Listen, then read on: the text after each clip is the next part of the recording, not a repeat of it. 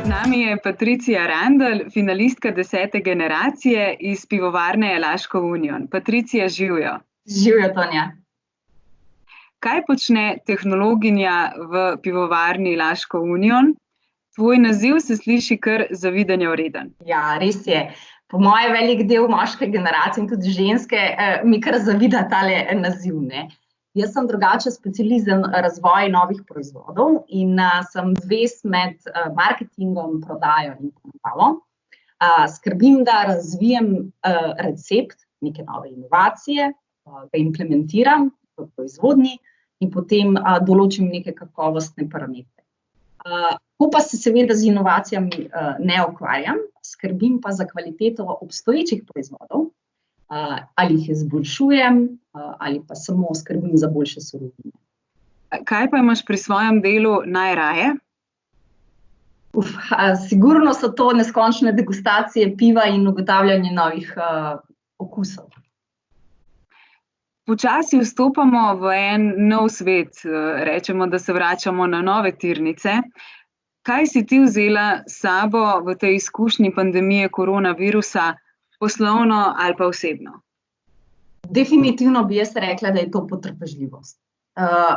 Moja ekipa, vsi mi smo se naučili biti veliko bolj potrpežljivi, ker imamo zdaj vse te sestanke virtualno, ne, in moraš nekako počakati, da nekdo pove do konca, kaj si misli, ne. In na tak način dejansko včasih veliko več odneseš kot pa v živo, ko ne skačeš en čez drugega, ne. Druga stvar je pa ta nota dobrodelnosti, no. Da v vsakodnevnem življenju ima vsak tistih 5 minut, ko lahko nekaj dobrega naredi za sočloveka. Ali je to, da se prekopa vrt starejši gospe, pa se enostavno nesejo vrečke iz trgovine, no. Svojo kariero si gradila tudi v tujini, v Londonu, v Braziliji. Kaj je tista stvar, ki ti jo je tujina dala, Slovenija ti mogoče ne bi, in si jo prinesla nazaj? Kaj je tista izkušnja? Sigurno to, da cenim Slovenijo veliko bolj, kot sem jo kdajkoli. Druga stvar je pa to, da razmišljam zunaj okvirjev. Včasih ne se vrtimo v krogu, ampak v tujini enostavno druga ne preostane, kot da si drugačen, poseben in vedno iščeš nek nov način, kako izboljšati stvar. In mi je veselje, da bom lahko to prinesla v Slovenijo, ne. Druga stvar je pa to, da v bistvu v Braziliji nihče ni govoril mojega jezika, ne. Ne angleško, sigurno ne slovensko, ne.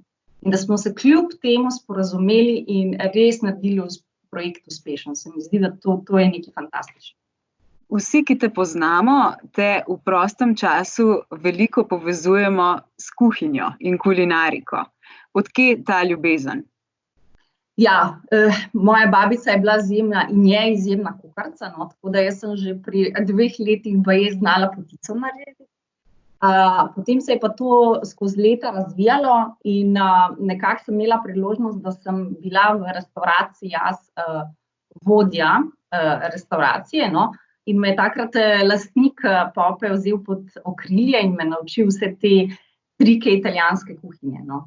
In se mi zdi, da tu sem res ugotovila, kdo sem in da sem tako tesno povezana z hrano in pijačo in samo še naprej razvijala, no.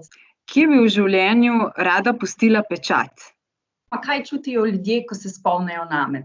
Da pomislijo, to je oseba, ki ima ogromno pozitivne energije, ki razmišlja drugače in ki naredi karkoli si želi.